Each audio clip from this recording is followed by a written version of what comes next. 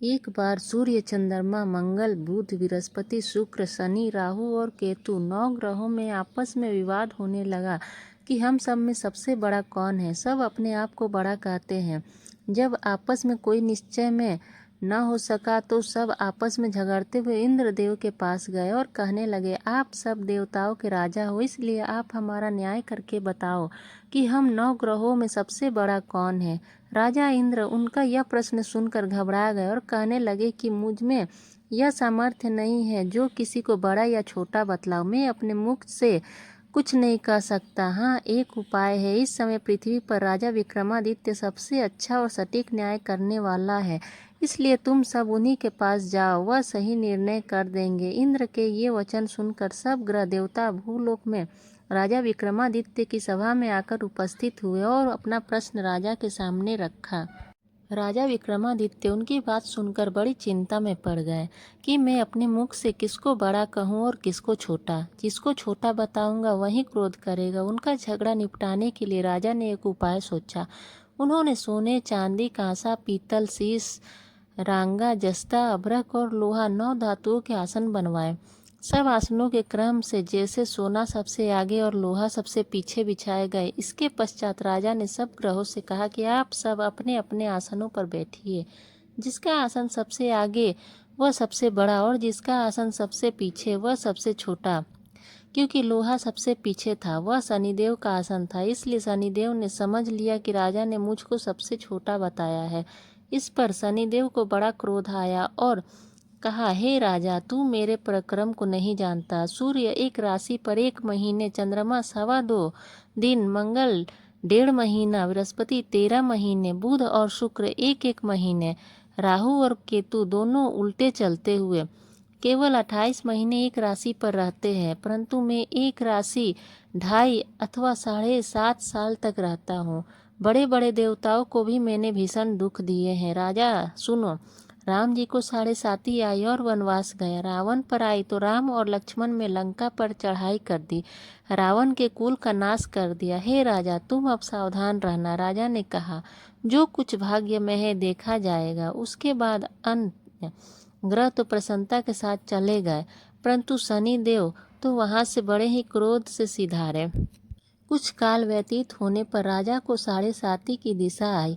शनिदेव घोड़ों के सौदागर बनकर अनेक सुंदर घोड़ों के सहित राजा की राजधानी में आए। जब राजा ने सौदागर के आने की खबर सुनी तो अपने अश्वपाल को अच्छे अच्छे घोड़े खरीदने की आज्ञा दी। अश्वपाल ऐसी अच्छी नस्ल के घोड़े देखकर और उनका मूल्य सुनकर चकित रह गया। तुरंत ही राजा को खबर दी।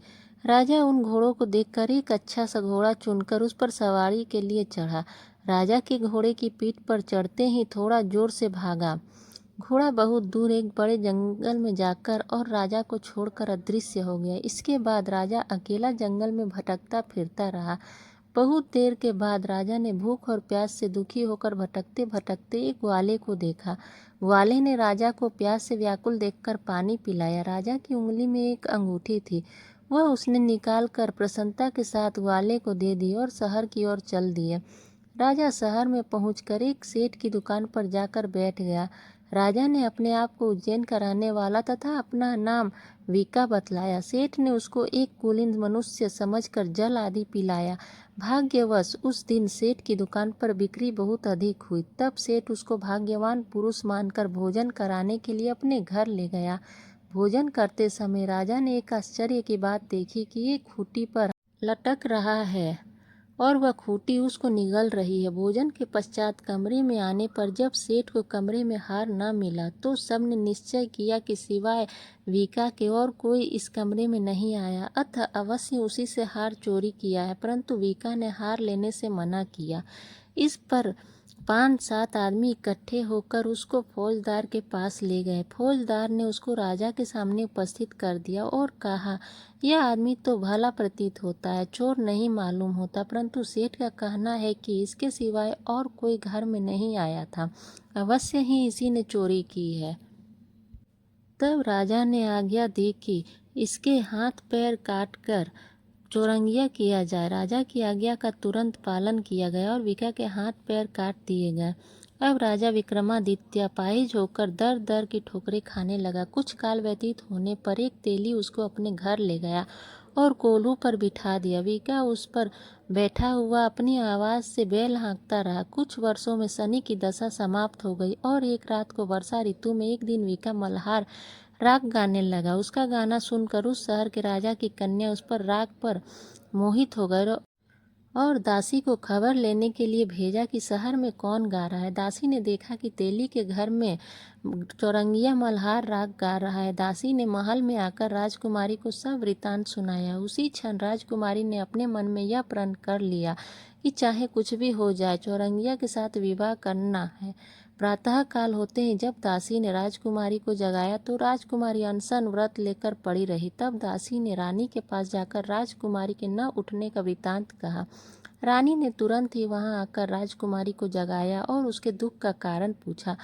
तब राजकुमारी ने कहा कि माता जी, मैंने यह प्रण कर लिया है कि तेली के घर में जो चौरंगिया है उसी के साथ विवाह करूंगी। माता ने कहा, पगली, यह क्या बात कर रही है? तुझको किसी देश के बड़े राजा के साथ विवाह किया जाएगा। कन्या कहने लगी कि माता जी, मैं अपने प्राण कभी नहीं तोड़ूंगी। माता ने चिंतित होकर यह बात राजा को बताई। जब महाराज ने भी यही समझाया कि मैं अभी देश देशांतर में अपने दूत भेजकर सुयोग्य और रूपवान एवं बड़े से बड़े गुणी राजकुमार के साथ तुम्हारा विवाह करूंगा, ऐसी बात तुमको कभी नहीं विचारनी चाहिए। कन्या ने कहा, पिताजी, मैं अपने प्रण त्याग दूंगी परंतु दूसरे से विवाह नहीं करूंगी। इतना सुनकर राजा ने क्रोध में भरकर कहा, यदि तेरे भाग्य में ऐसा ही लिखा है तो जैसी तेरी इच्छा हो वैसा ही कर। राजा ने तेली को बुलाकर कहा कि तेरे घर में जो चौरंगिया है उसके साथ मैं अपनी कन्या का विवाह करना चाहता हूँ।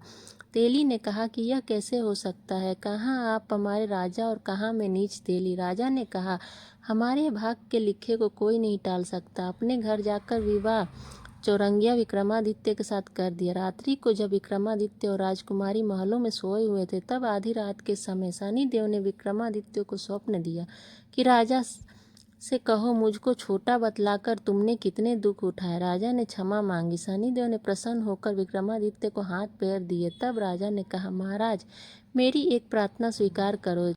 जैसा दुख आपने मुझे दिया है ऐसा और किसी को न देना। शनिदेव ने कहा, तुम्हारी यह प्रार्थना स्वीकार है। जो मनुष्य मेरी कथा सुनेगा या कहेगा उसकी मेरी दशा में कभी किसी प्रकार का दुख नहीं होगी, और जो नित्य यही मेरा ध्यान करेगा या चींटियों को आटा डालेगा उसके सब मनोरथ पूर्ण होंगे। इतना कहकर शनिदेव अपने धाम को चले गए।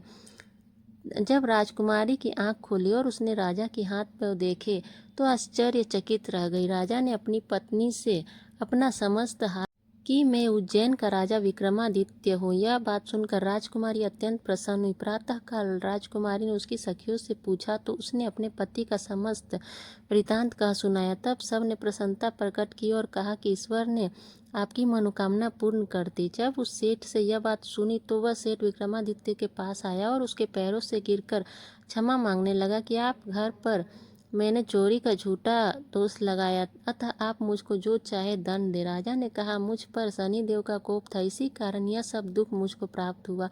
इसमें तुम्हारा कोई दोष नहीं है। तुम अपने घर चलकर प्रीतिपूर्वक भोजन करो। राजा ने कहा, जैसी आपकी मर्जी हो वैसा ही करें। सेठ ने अपने घर जाकर अनेक प्रकार के सुंदर भोजन बनवाया और राजा विक्रमादित्य को प्रीति भोज दिया। जिस समय राजा भोजन कर रहे थे एक अत्यंत आश्चर्य की बात सबको दिखाई दी। जो खूंटी पहले हार निगल गई थी वह अब हार उगल रही है। जब भोजन समाप्त हो गया तो सेठ ने हाथ जोड़कर बहुत सी मोहरें राजा को भेंट की और कहा, मेरे श्री कंवरी नामक एक कन्या, उसका पानी ग्रहण आप करें। इसके बाद सेठ ने अपनी कन्या का विवाह राजा विक्रमादित्य के साथ कर दिया और बहुत सा दान दहेज आदि दिया। इस प्रकार कुछ दिनों तक वहाँ निवास करने के पश्चात विक्रमादित्य ने शहर के राजा से कहा कि अब मेरी उज्जैन जाने की इच्छा है। फिर भी कुछ दिन बाद विदा लेकर राजकुमारी मन भवानी, सेठ की कन्या श्री कौरी तथा दोनों जगह से दहेज में प्राप्त अनेक दास दासियों, रथों और पालकियों सहित विक्रमादित्य उज्जैन की तरफ चले। जब शहर के निकट पहुँचे और प्रवासी राजा के आने का संवाद सुना तो समस्त उज्जैन की प्रजा अगवानी के लिए आई। बड़ी प्रसन्नता से राजा अपने महल में पधारे। सारे शहर में बड़ा भारी महोत्सव मनाया गया और रात को दीपमाला की गई। दूसरे दिन राजा ने शहर में यह मुनादी करा दी कि शनिश्चर देवता सब ग्रहों के सर्वोपरि है, मैंने इनको छोटा बतलाया, इसी से मुझको भीषण दुख प्राप्त हुआ। इस कारण सारे शहर में सदा शनिवार को शनिदेव की पूजा और कथा होने लगी और प्रजा अनेक प्रकार के सुख भोगती रही। जो कोई शनिचर को इस कथा को पढ़ता अथवा सुनता है, शनिदेव की कृपा उसके सब दुख दूर हो जाते हैं। शनिदेव की कथा को व्रत के दिन अवश्य पढ़ना चाहिए।